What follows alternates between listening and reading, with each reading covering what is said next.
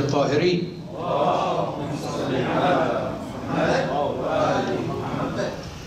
As we are approaching the new year of 2019, we'll continue our discussion on the Quranic reflection that we chose for 2018, but obviously this is the greatest reference, and traveling on this road never ends.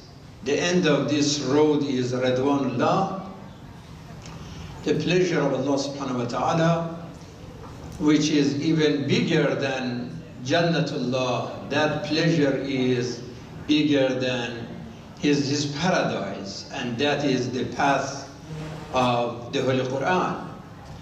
Today I would like to focus on the question of al-mas'uliyah in the Holy Quran. How does the Quran look at the sense of responsibility for human beings? Almost 110 times in the Quran, the term mas'ul, mas'ulun, yas'alun, tus'alun, sa'ala, sa'il, and other derivatives of this term are mentioned 110 times. Su'al al-mas'uliyah, question and responsibility. Marhum Abbas Mahmud Aqad, who was an Egyptian writer, a genius, he wrote over 100 books. In one of his Abqariyat, he has a chapter under Al-Insanu huwa al-makhluq al-mas'ul. Human being is a responsible being. So if you want to define humanity in one word, it's a responsible being. Why human being is responsible, not the other animals? Because al-aql, al-irada, al-hurriya, al-amana, Allah gave us the light of reason, the right of revelation, willpower, freedom, and conscience. The other animals, they are not gifted this way. They don't have these qualities. So if you have more awareness and more understanding, then you are more responsible. And this is why the Anbiya Allah, the prophets, are more responsible than anybody else. وَلَنَسْأَلَنَّ الْمُرْسَلِينَ.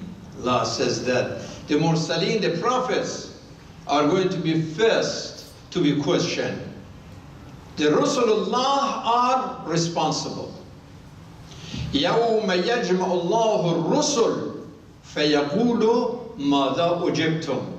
On a day that God would gather all the messengers, and the first question is, tell us how you did your responsibility. How much? How successful were you? That is ماذا أجبتم قالوا لا علم لنا إنك أنت علام الغيوب. Oh Allah, you know better. We don't know how many people were influenced by us. We are not in people's hearts. We don't know. You know better. So the Quran is telling us that authority goes with responsibility. You cannot have authority without responsibility. Have all the power, but answer to nobody. That is dictatorship. That doesn't work. One human being, he is responsible. Well, if we believe that we are the divine deputies on this earth, إِنِّي جَعَلٌ فِي الْأَرْضِ خَلِيفَةً. If you have the title of Khalifatullah on the earth, then you have to تَخَلَّقُ بِأَخْلَاقِ اللَّهِ. You have to have the character of your Creator in your soul. You have to follow God's characteristics, His knowledge, His love, His compassion, His mercy. So you're responsible. إِنَّا عَرَضْنَا الْأَمَانَةَ عَلَى السَّمَاوَاتِ وَالْأَرْضِ وَالْجِبَالِ فَأَبَيْنَ أَن يَحْمِلْنَهَا وَأَشْفَقْنَ مِنْهَا وَحَمَلَهَا الْإِنسَانُ إِنَّهُ كَانَ ظَلُومًا جَهُولًا. So Allah is saying that we offered you the gift of al-amana, that is al-mas'uliyah. You are responsible. We made you responsible. We offered this sense of responsibilities to the heavens, to the earth, to the mountains. They rejected it. They could not take it. But you took it. So don't be ignorant about it. Don't be unjust about this amana, about this trust, about this responsibility. So al-amana is that you are deputy of God with responsibility. What is our responsibility towards our Creator? Ya ayyuhan nas u'budu rabbakum alladhi khalaqakum. Number one, that we realize that He is our ma'bud and we have to obey and honor His commandment. We have to recognize that وَمَا خَلَقْتُ الْجِنَّ وَالْإِنسَ إِلَّا لِيَعْبُدُونَ. Al-ibadah was the purpose of creation. So that is our responsibility towards Allah, to honor His orders, to worship Him only, to remember Him. يَا أَيُّهَا الَّذِينَ آمَنُوا اذْكُرُوا اللَّهَ ذِكْرًا كَثِيرًا وَسَبِّحُوهُ بُكْرَةً وَأَصِيلًا. To remember Him, to reflect on Him in every moment of our life. When you look at the sun, when you look at the moon, when you look at the stars, when you look at the mountains, when you look at the oceans, when you look at the clouds, when you look at the rain and the snow, when you look at the trees and flowers, when you look at the babies, when you look at the life, when you look at all these blessings and miracles in this world, so you remember Him. Remember Him, reflecting on Him, having relationship with Him. That is our responsibility. Look at the blessing of miracle, of human reason. A few days ago, NASA announced that the second Voyager left the solar system. It's an amazing, just think about it.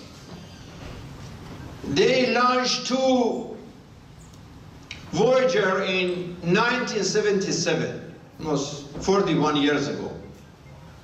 Voyager number 1, Voyager number 2. And one of them, and they were the same year, the same month, just a few days difference. But one of them is number 2, is flying 54,000 kilometers per hour. And since 1977 so far, it's been going for 18 billion kilometers. But the Voyager number 1 is even faster. It flies 61,000 kilometers per hour. And it is been going for 22 billion kilometers since the departure. So they are sending this Voyager to give us some information about other planets. Now they are saying that the NASA announced just a few days ago that they hope that these Voyagers continue their journey till 2027. That would be almost 50 years altogether of this journey. And this is an act of human being. A human being came and they made a vehicle that can fly for 50 years. with 61,000 kilometers each hour, and still the battery is working? And they are hoping that it continues for another 10 years, 9 years, 10 years. Isn't it a miracle? Isn't it amazing? Now they are saying that both of them, both Voyager of number 1 and number 2, they left the solar system. But still, for them to get to the next star, they need another 40,000 years, not 4,000, 40,000 years.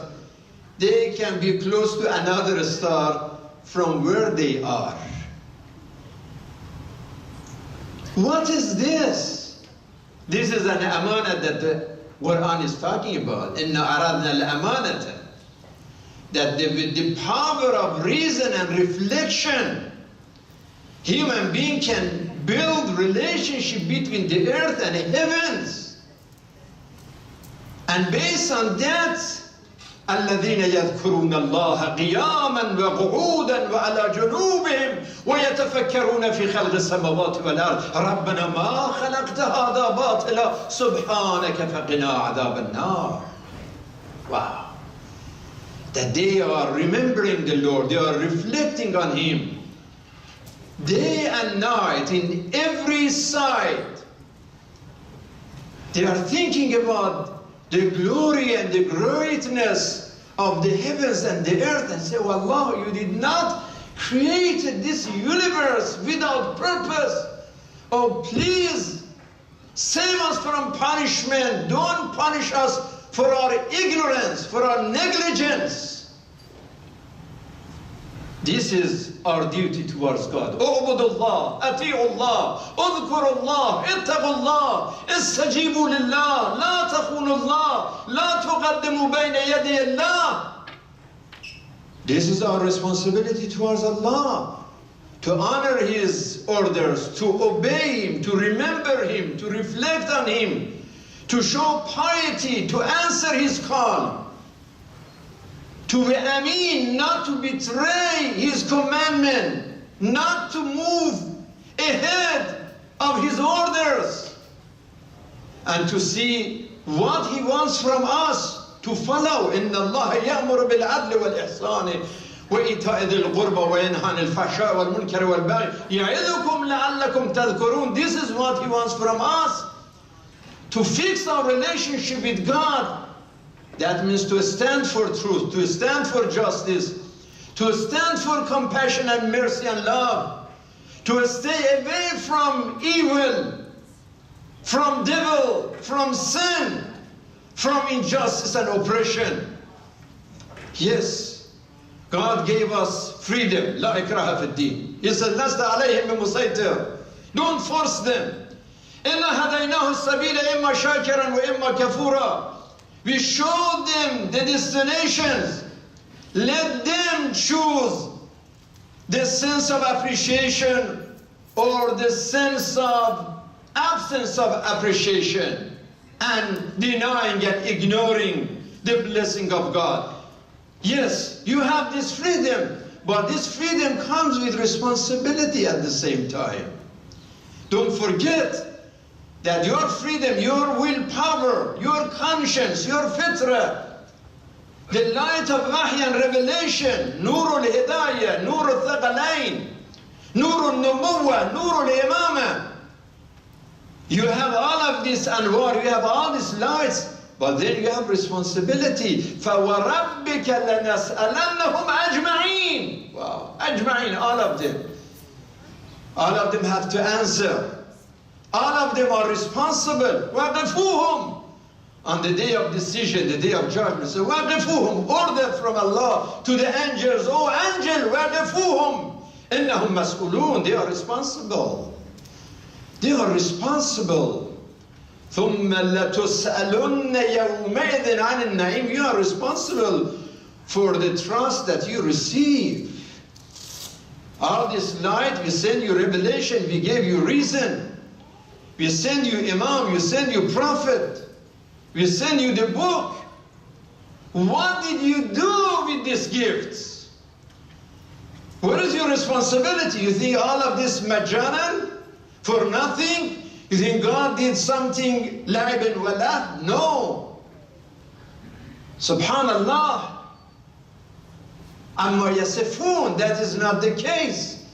You are responsible. Oh, Ya Al Saud, we gave you Mecca. We gave you money. We give you petrol and pilgrimage, both of them. You get money from petrol, you get money from pilgrimage. Billions and billions and billions of dollars. How you dealt with all of these gifts? Did you use all this money, all this power for peace, for prosperity, for unity, for the welfare of humanity? Or you use part of it for your nasty pleasures and palaces, and the rest of them as a weapon of mass destruction? And money became a weapon of mass destruction. 85,000 Yemeni kids died just because of hunger. 85,000. So it's not just bombardment, it's just not fire. They are under fire and under the famine, both. Even famine, even starvation is used as a weapon of destruction. They do it intentionally. It's not that they don't have food or they have no medicine and the hospital are closed and just because of there is a war.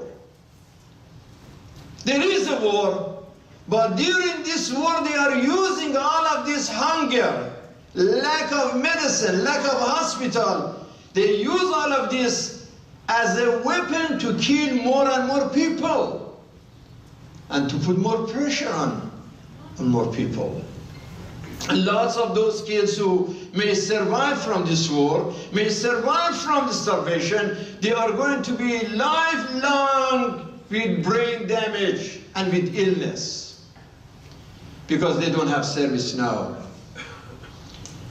All because of the crime against humanity, war crimes against humanity. And they keep saying, oh, because there are Houthis there. So what is Houthi?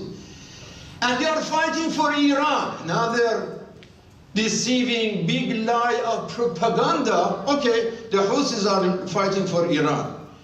Was Mr. Khashoggi fighting for Iran too? What about that? Was he fighting for Iran? That now you know al-makan, wal-zaman, wal-qatil, wal-maqtul. You know the time he was killed. You know the place he was killed. You know who was killed. You know who killed him. And still after 2 months, nobody knows where is his body. Is also Iran's fault? Al-kadhabun. What it has to do with anything of this mass murdering and crimes. إن السمع والبصر والفؤاد كل أولئك كان عنهم مسؤولا. You are responsible for what you saw. You are responsible for what you heard. You are responsible for what you thought. You are responsible for what you felt. It's all about your responsibility. فإذا الموءودة سئلت. One day you are going to be asked that, for what reason? At least we found some honorable people in US Senate that yesterday a resolution of 56/41 votes requires the US to end the military support for Saudi Arabia in Yemen. Well, it is too little too late, and we don't know even if this resolution gets to the office of the president is going to be vetoed or not. Apparently, maybe it doesn't go nowhere. But at least there are some people that they have some conscience. And for whatever reason, after 3-4 years, now they are saying this is wrong. Believe me, there are people among Muslims who don't carry the same conscience. And just a few days ago, we have Imam's Council.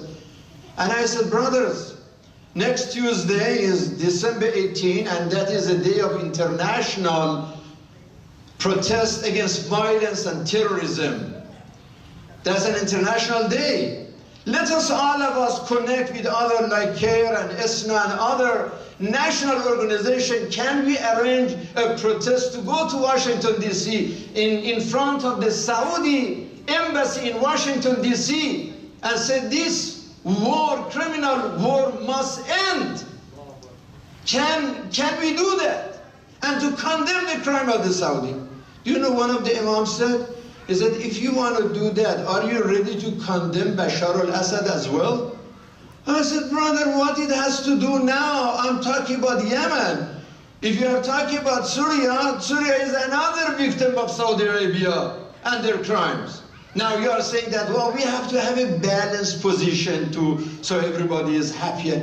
Can you imagine? Then I said, then forget about our Islam. Don't claim that we are Muslim based on definition of Prophet Muhammad of Islam, who said, Man sama'a rajulan yunadi yal al-muslimin falam yujibhu falaysa bi-muslim, falaysa bi-muslim. Man asbaha la yahtamma bi-umur al-muslimin falaysa bi-muslim. You hear the Prophet saying, falaysa bi-muslim? He is non-Muslim who doesn't answer the call of the madlumeen and doesn't care about suffering of the oppressed. I said, now, what about when the Prophet said, kullukum ra'un wa kullukum mas'ul? Everybody must be a shepherd, not a sheep. Are we going to choose to be shepherd or sheep? Which one we want to choose? If you are sheep, you are going to be slaughtered anyway, sooner or later. But if you are shepherd, at least, even if you are a slaughter, we die with dignity. That's something better than to be sheep. Are we going to choose to be a nahla or to be a dhibab? Kunu ka nahl wa la takunu ka dhibab. Because if you are a honeybee, you get the flowers and you deliver asal. وَأَوْحَى رَبُّكَ إِلَى النَّحْلِ كُلِي مِنْ كُلِّ الثَّمَرَاتِ. And then it says, يَخْرُجُ مِنْ بُطُونِهَا شَرَابٌ مُخْتَلِفٌ أَلْوَانُهُ فِيهِ شِفَاءٌ لِلنَّاسِ. If you choose to be a honeybee, you provide shifa and cure and healing for humanity. But if you choose to be dhibab, like a housefly, then the housefly is eating the dirtiest things and bring disease and death. Which one want to choose? To live a life of nahl or live a life of dhibab? Interesting, last night at the end of the night I was sending this subject. Some of you received the subject of Friday prayer, right? And I was sending it to my wife. I am in the library and she is in the family room, so I send it to her and she sent it on the WhatsApp or, email it and in our network. When I send this subject, I said, this is the subject, freedom and responsibility.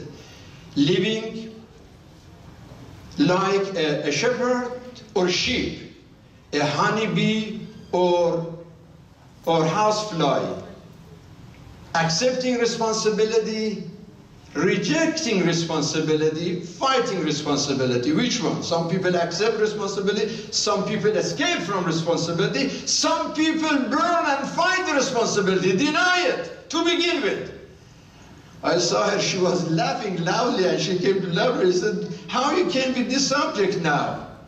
I remember when رَأَتْهُ قَائِمَةٌ فَضَحَكَتْ. I'm not Ibrahim, but it looks like she was acting like Sarah at that moment. She was laughing. I said, don't you see me here, sitting here for 10, 15 hours? You think I was watching TV? That's what I was thinking about. So it's no accident. Yeah, I came up after reflecting on this subject. So brothers and sisters, responsibility towards Allah subhanahu wa ta'ala. U'budullah, udhkurullah, ittaqullah, istajibu lillah. These are our responsibility towards our Lord, but then we have responsibility towards the Rasul and Ahlul Bayt and Mujtama, that inshallah next week we are talking about it, and especially responsibility towards our family. You heard this Michael Cohen in the court in New York, just, was it 2 days ago? Before he got 3 years in prison, he accepted responsibility. He didn't want to accept it before, but he accepted responsibility. And he said he blamed himself for being in the court, and I blame myself to be blindly loyal to the man that led me to choose a path of darkness over a path of light. So he forced me to choose darkness over light, and to do these dirty deeds. So instead of doing that dirty deeds, I should have listened to my inner voice, a moral compass. So he took responsibility, he blamed himself, but the rest of it, he was talking about his family, about his parents, about his wife, about his children, about the suffering and pain that his family are going on because of this embarrassment of all these lies, and there is no end. When the politicians want to end lying, and if the attorney is going to be in prison for 3 years, what about the guy who ordered him to do what he did? So that reminds us, brothers and sisters, our responsibility towards the family. قُوا أَنفُسَكُمْ وَأَهْلِكُمْ نَارًا. Save your family from نار جهنم. وَأَمُرْ أَهْلَكَ بِالصَّلَاةِ. Encourage your family to do the salat, to have connection with Allah subhanahu wa ta'ala. Ya bunayya aqim as-salat wa'mur bil ma'ruf wa nahy anil munkar. Bring the culture of salat, the culture of prayer, the culture of communication with the Creator among your family. That is our responsibility when we see that new generation is in danger. So much mess, so much crisis. Brother Abu Hammam just told me yesterday that he went to this town hall meeting by Dearborn City Council discussing marijuana, smoking marijuana, and now the drugs that became legal. Alhamdulillah, now in the city hall in Dearborn Heights, they already stopped that. They said, we don't want that to be sold in the pharmacy in Dearborn Heights, but we are waiting for the similar decision from city council in Dearborn. But he went there, and he said a lot of people were there, and he suggested that we at the House of Wisdom also have a meeting discussing this drugs issue, and I encourage him to communicate with other members and other members of congregation. This is, brothers and sisters, very, very serious matters. When something like that happens, people say, where are the masajid? Where are the imams? You know, it looks like only imams are responsible. And we have only 24 hours, especially in the House of Wisdom, we have only 24 hours. What else we can do? If we provide the opportunities, but then in Salat, Dua Kumail, we have like, you know how many people are coming when we have Sheikh is doing Salatul Asr. Where are the parents to encourage their kids and tell them, Ya bunayya aqim as-salat, Ya binti aqim as-salat. وَأَمُرْ أَهْلَكَ بِالصَّلَاةِ إِنَّ الصَّلَاةَ تَنْهَى عَنِ الْفَحْشَاءِ وَالْمُنكَرِ. To end this munkarat, we need to bring the culture of salat. The parents are also responsible. We have to do our job. Now, there is no guarantee that if we did our job, then we can make the world like a heaven. But at least we say, Allah subhanahu wa ta'ala, we did our job. Now, if somebody is doing his job like Nabi Nuh, وَنَادَى نُوحٌ رَبَّهُ فَقَالَ رَبِّي إِنَّ إِبْنِي مِنْ أَهْلِي وَإِنَّ وَعْدَكَ الْحَقِّ. How you want to let my son to die and suffer? قال يا نوح إنه ليس من أهلك. No, you did your best, but he doesn't want to be in your family. Now it's too late for him. We have to do our best, but if we did our best and still we lost some family member, then we are not responsible in the eyes of Allah subhanahu wa ta'ala. We did our job, but we must do our job first. If the parents don't care about Salatul Jummah, if the parents don't care about daily prayer.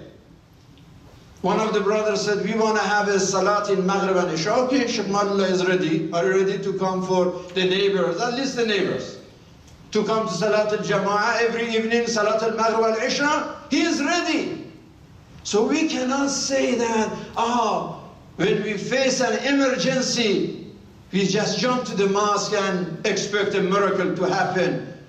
We have to do our responsibility. Inshallah, we continue this Quranic reflection on the sense of responsibility towards Allah, towards the Prophet, towards the Quran, towards the community, towards al-Zalimin, towards al-Madlumin, towards our children, inshallah, in coming weeks. Inshallah. Rabbana لا تؤاخذنا إن نسينا أو أخطأنا ربنا ولا تحمل علينا إصرا كما حملته على الذين من قبلنا ربنا ولا تحملنا ما لا طاقة لنا به واعف عنا واغفر لنا وارحمنا أنت مولانا فانصرنا على القوم الكافرين وإلى الصلاة إن الصلاة تنهى عن الفحشاء والمنكر والسلام عليكم ورحمة الله. اللهم محمد وآل محمد. اللهم صل على